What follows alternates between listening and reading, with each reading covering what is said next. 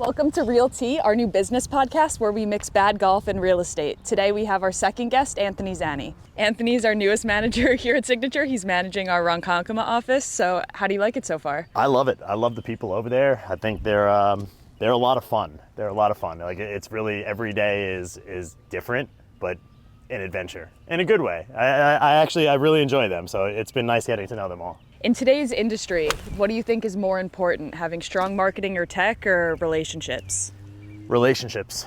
And I love marketing and tech, but nothing beats relationships. It's a networking world, and it took me probably 30 years to learn that. And I feel like if I can go back, start over in high school, I'd probably be way better off than where I am right now.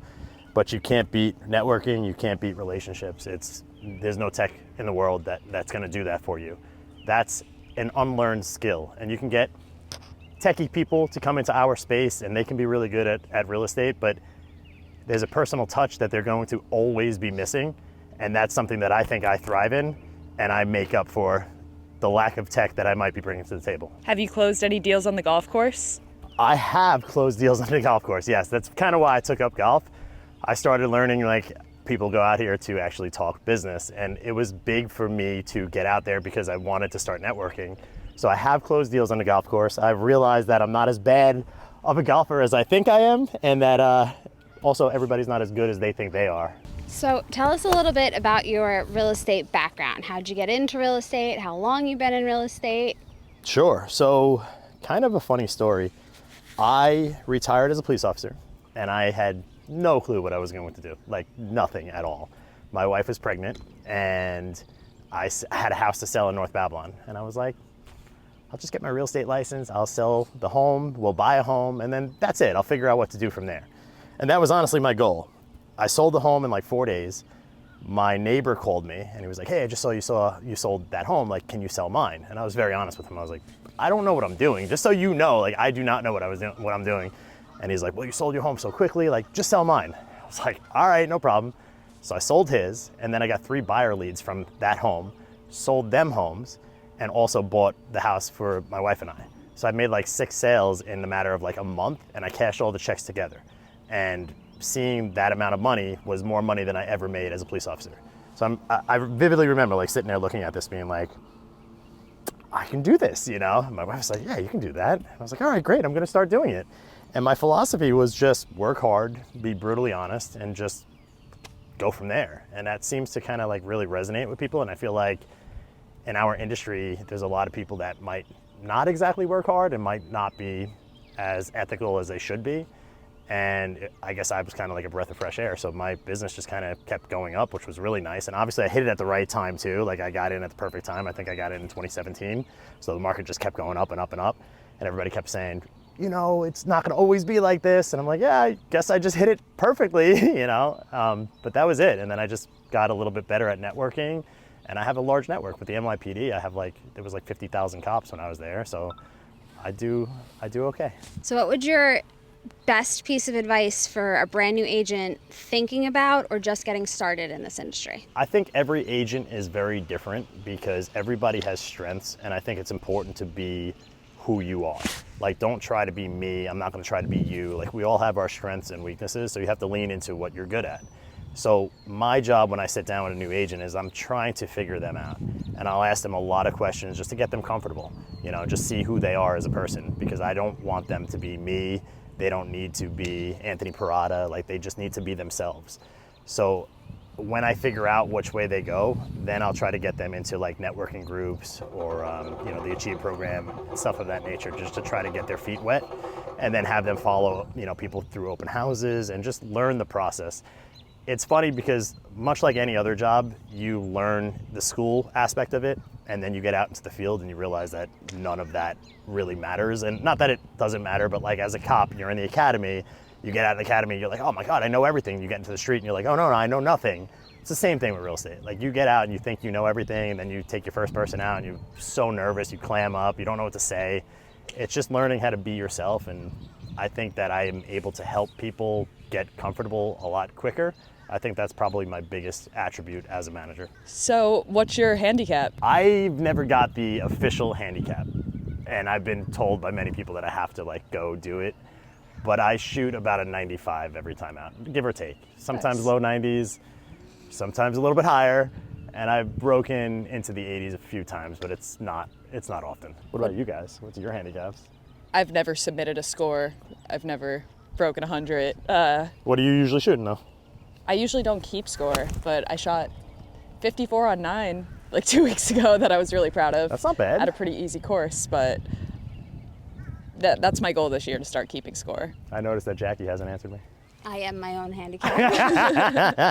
What is your all-time favorite golf movie? Happy Gilmore. And they're Mine making, too. Great answer. They're making a second one. I know. It's coming out this summer. I'm so excited. I cannot wait. Honestly, I did not think you were going to say that, and I'm really impressed. We should get the Signature offices and go see Happy Gilmore. Oh, Can you try down. and do a Happy Gilmore swing? Put it on Pete's time. I'm gonna kill myself right now. I just want to let you know that. I'll do my best. Oh, that actually worked. That was great. Really well. That was great. There's obviously something to it. Can you tell us about your podcast? Sure. So I coach baseball for St. Anthony's High School. I've been doing that since 2007. And when I went to college, I had like 20-something scholarships for baseball. But I also didn't have the knowledge of anything about college. And my parents didn't go to college, so it was just different.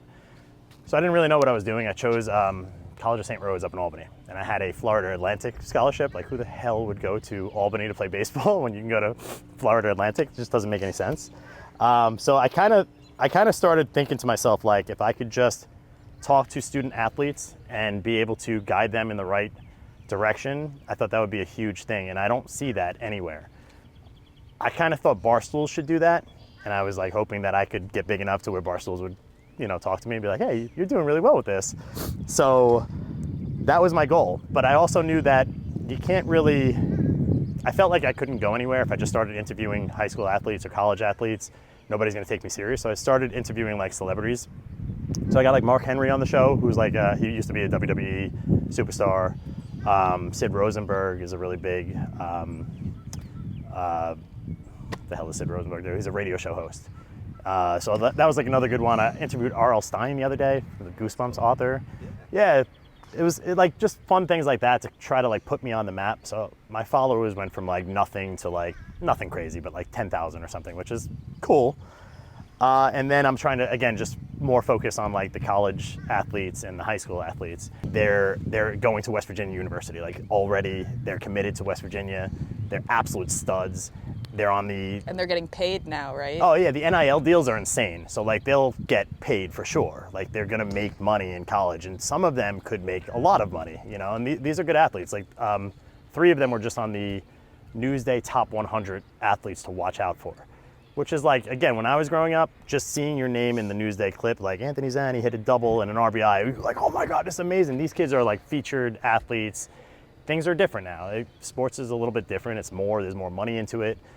There's so many things that they're doing that I wasn't doing. Like, yeah, I was going out and practicing every day, but they have like specialized trainers for different movements, and they're stronger, they're bigger, they're faster. There's very few of them that are actually gonna make it to that next level. And I just want them to hear other people's stories, because if they fail at that, I don't want them to think, well, my life is over, because something else is gonna turn over and they're going to be a CEO, they're gonna be a doctor, a surgeon. There's so many things that they're gonna do to be successful. And it's kind of cool just getting to highlight that. Do you think playing competitive sports as a kid taught you skills that helped you be successful in business today? Absolutely. I don't think leadership is really taught. Like, I think that's something you're kind of born with. But I do think playing sports helps you just really have that camaraderie. And if you understand how to play in a team sport, you're going to be better off in business, because most of business is a team thing. Like even real estate, if you're a solo agent, like there's so many people you're leaning on. You're leaning on the mortgage broker, you're leaning on the attorney, even the title person. Like you're leaning on the other agent that's on the deal. You're not a solo act. So a lot of people like to puff up their chest and pretend that they're a solo act, but it's just not the case. But I do think that helps tremendously. What are some qualities that you see distinguish top producers from other agents who might be struggling in today's market? Mindset, I think, is the biggest thing. I think your mindset, I'll talk to agents all the time, and you can have a big agent that's like not really busy, let's just say from like December to February, they're not sweating at all. Like, they're not telling you they're not big, or they don't have anything going on. They're just like, oh yeah, it'll shake out. Like, it's a different mindset. Whereas you have a little bit of a smaller agent is freaking out. He or she will come into me every single day. What can I do? What can I do? What can I do? It's the same game plan. It's the same formula. There's nothing really different we're gonna do. We're gonna keep hitting the pavement. We're gonna keep doing everything that we're doing, but it's just a mindset. Like, one of the mindsets might be a little weaker and one of the mindsets might be a little stronger. That to me is the only thing that's different. You ready for our last famous question? This is what we ask everyone. I'm ready. I'm scared. Would you rather have the perfect golf swing Oh God. or the perfect business deal? The perfect golf swing. I'd rather have the perfect golf swing. Yeah, I know that's crazy, right? But every one of my business deals is insane. So what's the difference? If I can go out here and show off a perfect golf swing, which then would mean that my golf is going to be a hell of a lot better, right? But like, theoretically, Close more deals. well, theoretically, I'm not Right. shooting a 95 right. anymore. I'm going to be shooting a scratch golfer. I'm probably shooting 72 or something. That logic don't know. behind that makes sense. I like it. But I would pick perfect business deal, obviously. Okay, so we just want to thank you for being a guest on My our pleasure. podcast. My pleasure. We were very excited to have This you. is actually my podcast. This is the A to Z podcast. I'm Anthony Zanni. I'm here with Jackie Viard and Caitlin Morris. Are we your next guests? Yeah, this is it right here. This was a fake thing. Matt's in on it. You know this, Matt. Come on.